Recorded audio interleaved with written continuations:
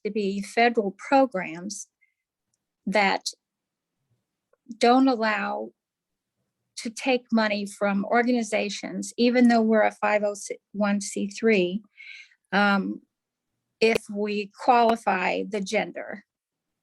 And we have done that for the past at least 20 years, but this has become a big problem. And I'm wondering if there's anyone at Mar-Leucadia who might be able to spend some time with our scholarship committee and perhaps address how we could better get our money to Mar-Leucadia's BS program. Yeah, and so I think maybe connecting you to Mike Deere, who's our financial aid director, it is a continual challenge where we say that one of the biggest stumbling blocks for the students that I talked about in our equity gaps is financial hardships. But as soon as students get a scholarship, especially if it's routed through the college, which is what we want to do, we want to connect the students to scholarships, it counts as monies that they receive if they're receiving federal financial aid. And so for students, that can be a challenge, because if you receive money here, it impacts the money that you get over here. And it's a federal policy that goes beyond what we're able to. But Barbara, I will put in the chat the name of our financial aid director. I'd be happy to connect the two of you, maybe via email, and see if he can talk about, what is the best strategy to connect students to scholarships. I don't know that it's something that we can work around unless the student is given the scholarship directly and it's kind of outside of the institution. That might be one strategy. Well, I don't want to take up a lot of time, but our money goes directly to the student, and that money has no attachment.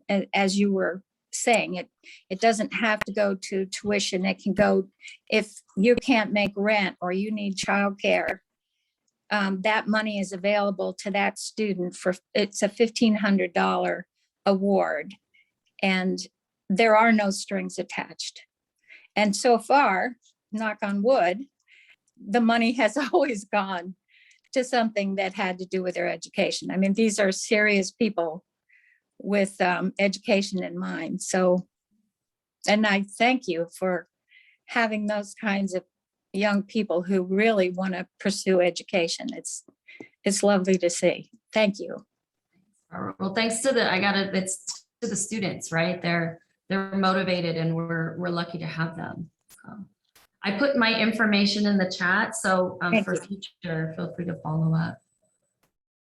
Wendy, Yes. this is Nancy. Hi, Nancy. Up in the corner. I'm a retired high school counselor from San Diego Unified School District, and I thought that junior colleges were free.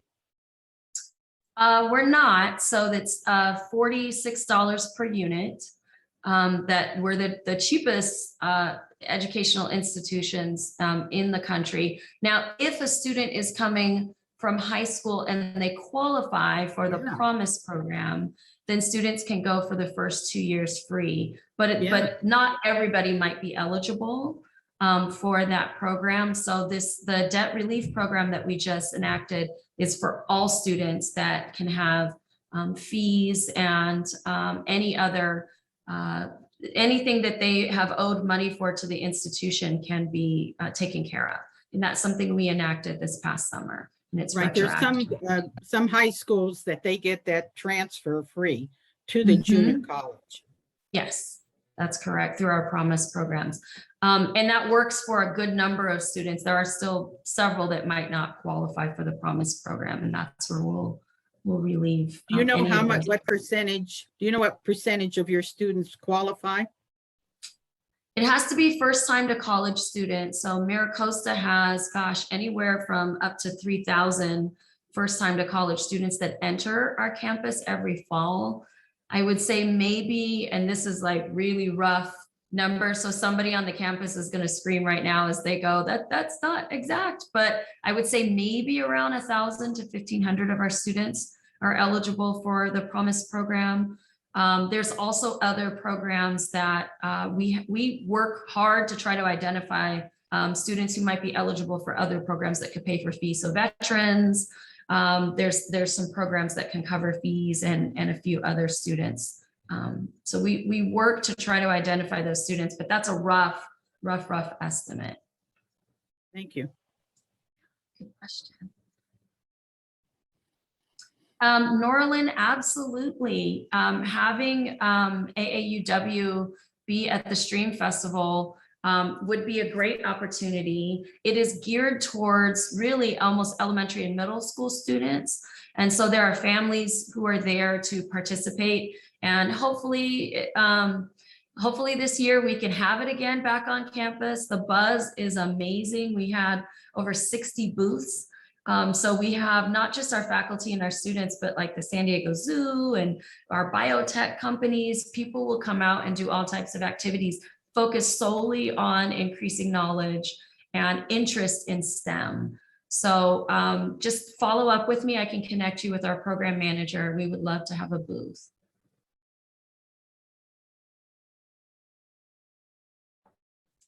Any other questions? Or I know I might be. I have a question, Bobby Carnes. Should I go ahead? Yeah, sure. Uh, Bobby. I'm thinking perhaps some of our tech trekkers could share some of their experiences. We had a large number of them this year because it was virtual, and Qualcomm pairs up with that. I don't know if you know about our Tech Trek program. I do know about the program. But That's it could be some of those gals, and some of them are working on an alumni group of them. And some of them might be willing to contribute in some way to your program.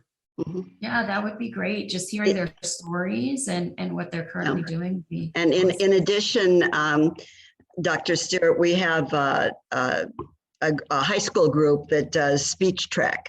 So we could, I'm thinking along Bobby's lines, we could do a number of activities as well as presentations with junior high and high school kids. I mean, the girls have built robots and stuff like that, you know, fun things that I think would really interest them. Yeah, I love it. I love the idea. Thank you for the offer. Dr. Stewart, I just was curious, is there a pipeline between MiraCosta and Cal State San Marcos?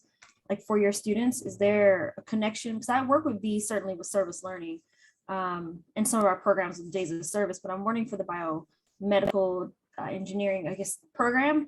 I'm thinking of Jackie Trishman, who's in the audience. Like, is there a way for your students to connect with our CSTEM when they come to campus so they have some familiar faces to work with? Yeah, we have over 800, almost close to 900 students that transfer each year to CSU San Marcos. So it is by far our largest feeder school. And we have a pretty robust relationship, and we're in the service area. So Palomar, MiraCosta, I think MSJC received priority into CSU San Marcos. But having one thing that we want to create this upcoming year is a STEM pathway in what we call our academic success and equity programs. Those are programs that are geared towards students where we see the largest equity gaps. And so we've thought about having this STEM pathway that is geared specifically towards students of color and women. And so if we can create that pipeline, because I know also San Marcos has some new engineering majors, that would be fantastic. We will have to talk about that for sure, but I know that our biotechnology program, they actually worked with MiraCosta to ensure that they could come from there to biotechnology. That's actually a reason we have biotechnology as well, is because going into a biology major doesn't feel right after doing the biomanufacturing program. But if you want to go further, we have a biotechnology bachelor's degree that that uses a lot of the class. And we've got Sarah Sandoval, who's going to be talking to us about in just a minute about their STEM hub. So I think that without meaning to deliberately, but I'm going to still take credit for it, we have established this wonderful pipeline here, hopefully. Yes, thank you. I definitely have been writing down names and information, so I'll definitely follow up. I don't know if there's any other questions, but again, I just want to say thank you for the opportunity to be in this space. This has been, it's been awesome. And my mom is upstairs and she could kind of hear what I was saying. So I know she has a big smile on her face, and thank you for the work that you're doing. Just thank you. You really are making a difference.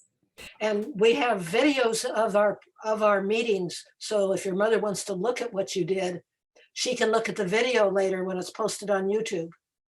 That would be great. Thank you. Thank you so much.